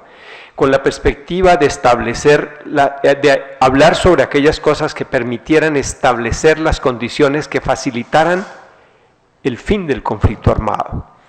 De manera que del acuerdo agrario no le pidamos lo que no está en la agenda. En el acuerdo agrario no se admitió nunca discutir asuntos fundamentales del modelo de desarrollo de la agricultura en Colombia y del modelo de desarrollo del país. Nunca se aceptó la discusión sobre poner en tela de juicio la propiedad legítimamente adquirida, ni entrar en una discusión sobre inseguridad jurídica de la propiedad privada de la tierra en Colombia, ni del tamaño de la unidad de producción. Eso no estaba ni nunca se aceptó. Es posible que las FARC unilateralmente hayan puesto que es un pendiente, pero vuelve el gobierno a decirle eso no es un pendiente, señores. Así como se lo dijo durante todo el tiempo de la discusión, hasta que al fin el gobierno ni siquiera aceptó firmar en conjunto como un pendiente, sino que le dijo, póngalo usted como pendiente, pero eso no es un pendiente para el gobierno, para el equipo del gobierno, porque ese asunto no es materia de discusión con las FARC. Ese es un asunto que compete al ámbito de la democracia en Colombia, que se discuta en el Congreso de la República. Vayan a discutir esos temas al Congreso de la República y busquen a ver votos para para hacer esas transformaciones sustantivas de la sociedad colombiana. Eso me parece que es parte, porque no le pidamos que hay algo que no tiene el acuerdo y que le faltó tal cosa, que le faltó hablar de los TLC. Nunca fue aceptada una discusión sobre política comercial de Colombia en materia de eso. Eso no era un asunto para esa discusión, por eso no apareció en la agenda del acuerdo general para el fin del conflicto. Estaban bien acotados los temas y eso no es para discutir todo. Tampoco allí en el acuerdo agrario se discutieron los temas de la relación, por ejemplo, uso de los suelos, como decir minería, hidrocarburos, o el problema de si nosotros podemos o no producir hidrocarburos, bioenergéticos y todas estas cosas, cultivos. No, esa no era la discusión. En esos términos. Sí se hicieron discusiones fundamentales sobre, por ejemplo, la necesidad de impulsar y darle prioridad a la agricultura familiar. Eso sí está. Y con elementos fundamentalmente bastante desarrollados y exhaustivos para darle confianza y seguridad de que el gobierno se tiene que comprometer y las instituciones del país se tienen que comprometer con el impulso y con generar las condiciones que favorezcan el desarrollo de la agricultura familiar. Pero eso no significaba que entonces había que desalentar a la agricultura empresarial. Todo lo contrario, lo que está diciendo es que deben convivir e incluso relacionarse unas con otras, ¿sí? Encontrar una manera de relacionarse. Bien, eso me parece, pero eso no quita el hecho de que la crítica que está planteando al gobierno acerca de que hay señales que envían mensajes o que hay actuaciones que están enviando mensajes que tienen una lectura contraproducente para los acuerdos es completamente cierta. Yo estoy en muchas zonas trabajando en este momento en Catatumbo, Putumayo y en Arauca, y uno ve la inconveniencia que ha representado algunas de estas medidas. Yo tengo críticas a la ley de Sidres. No son necesariamente las críticas que dicen que es que por esa vía le vamos a entregar a las multinacionales. Eso no es cierto. Eso está acotado a determinados territorios donde por lo general la agricultura en pequeña escala tiene muchas dificultades para poderse desarrollar. Pero bueno, esa sería otra discusión. Pero sí me pareció inoportuna. Me pareció políticamente inoportuna, ¿sí?, en el contexto de las prioridades que plantearía el mensaje de lo que uno diría un Estado que se alinea con las políticas relacionadas o con el acuerdo agrario. Pero bien, ese es otro asunto. Sí reconozco el desorden, por ejemplo, en el tratamiento sobre los problemas de minería y hidrocarburos. Esta es otra discusión que envía mensajes inconvenientes acerca del compromiso del Estado con el acuerdo, pero yo ya lo planteé. Ese es el menor de los problemas. Hay una falta en general de alineación de las instituciones del Estado y traté de explicar por qué puede ocurrir eso. Una de las razones por las cuales todavía hay cierta licencia para que cada ministro vaya por su camino es porque nada está acordado hasta que todo esté acordado. Entonces, la implementación de los acuerdos no es un compromiso del gobierno antes de que se firmen los acuerdos. Y eso le da licencia a muchos de los funcionarios del alto, en los niveles altos del gobierno, para seguir el curso de acción de la política pública, y nadie le puede decir, a menos que el presidente le diga, oh, no, esto no es así, pero bueno, ahí no hay una razón que le diga a uno, no, es que oiga, usted va en contra de los acuerdos, es que los acuerdos no se han firmado. Otra cosa distinta es que uno de los argumentos que ha planteado el equipo negociador muy fuertemente Humberto de la Calle y Sergio, es que hay muchas cosas, o mejor, el acuerdo agrario es algo que tenemos que hacer con o sin acuerdo. Sí, pero eso es una discusión política, tenemos que ganarnos el espacio político para conseguir que eso sea así, porque eso no es más que una declaración política, pero lograrlo es otra cosa. El fin del acuerdo nos da elementos de fuerza y de poder, de obligación de cumplimiento, que nos ayuda a que esa transformación sea más fácil de lo que sería si no hay acuerdos de fin del conflicto armado. Eso es todo. Por eso es que cuando Sergio y Humberto de la Calle explican, lo ven como una oportunidad para las transformaciones, no como el logro de la paz. No es el logro de la paz lo que se tiene, lo que se deriva de la firma de los acuerdos, sino que se abre una importantísima ventana para que podamos mejorar las oportunidades para que el país pueda emprender las transformaciones que necesita desarrollar. Sobre el tema de las preocupaciones acerca de la mutación, esto es una preocupación muy cierta. Es muy cierta porque la experiencia que hemos tenido lo confirma y lo estamos viendo en los territorios. El crecimiento de los cultivos ilícitos se está convirtiendo en una tremenda amenaza a la estabilización. Tenemos un nivel de cultivos ilícitos hoy que ya es casi igual a lo que teníamos a principios del siglo.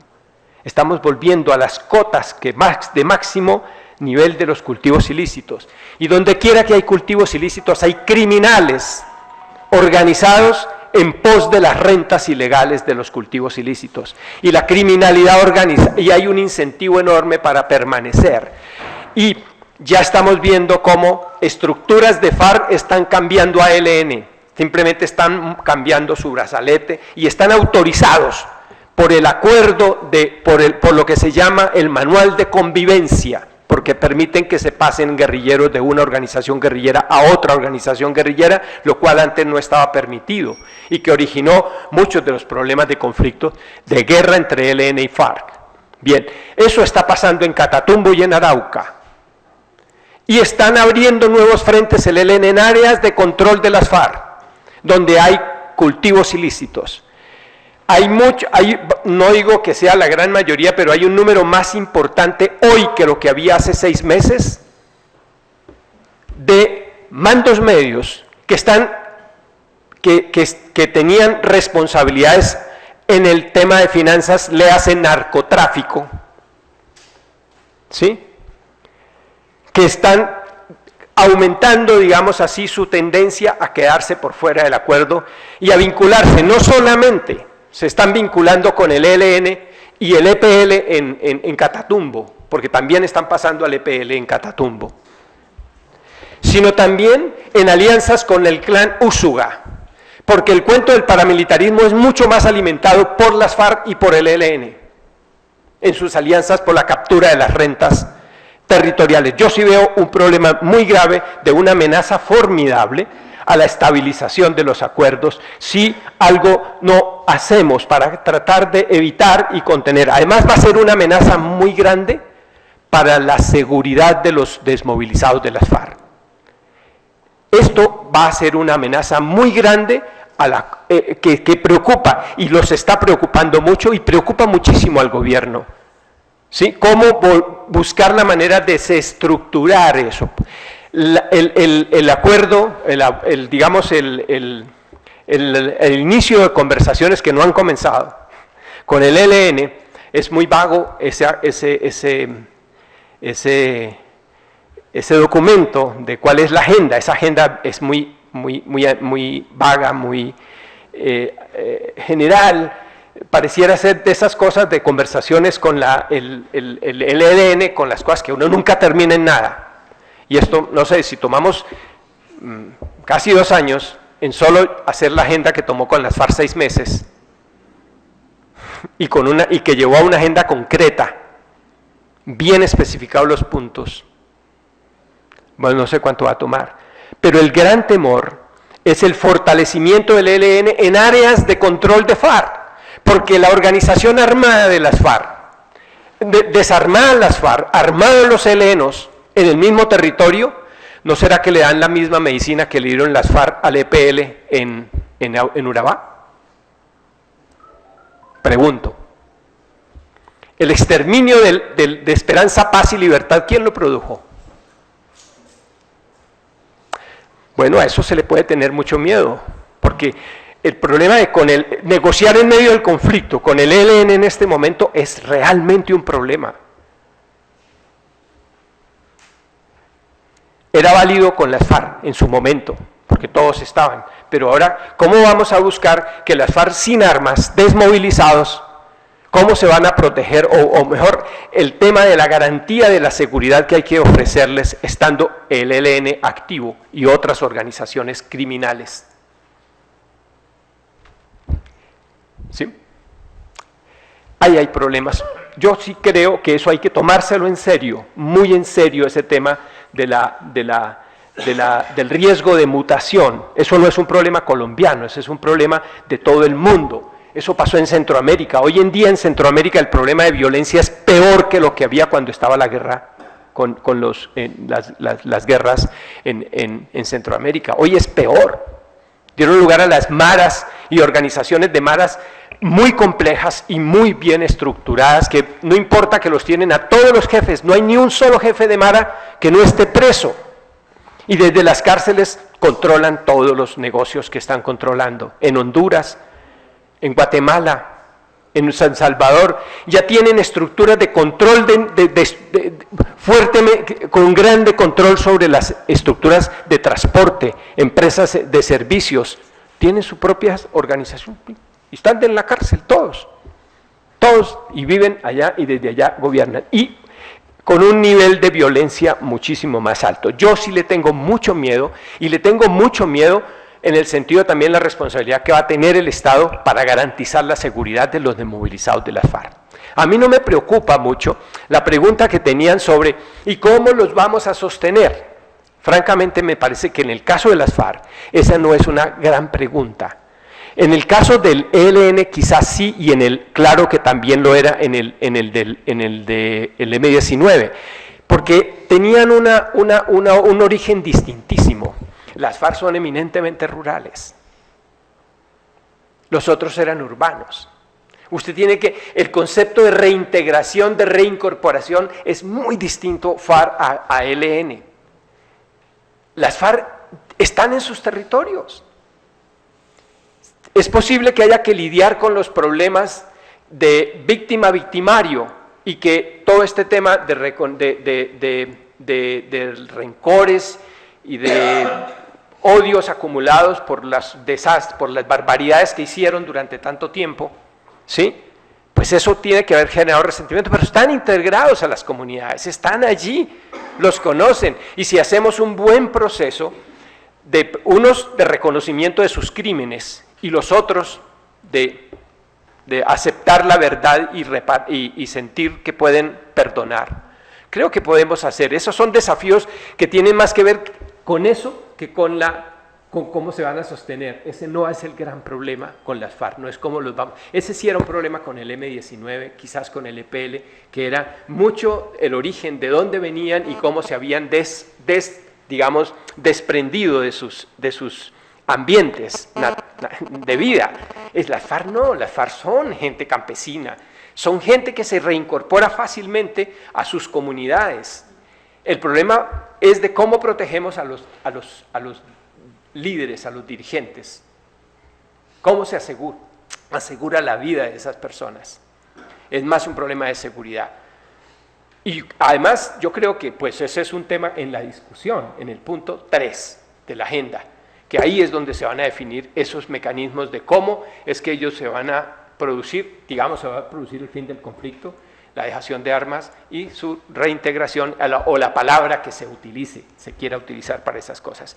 No me preocupa de veras en el caso de las FARC este tema de cómo ellos están mucho más integrados a las comunidades rurales, a donde seguramente no tendrán que moverse demasiado, sino que van a permanecer dentro de ese circuito regional, digamos así.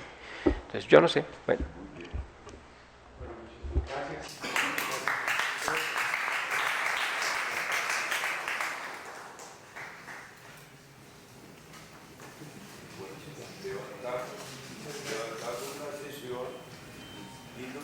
Para la próxima, que es el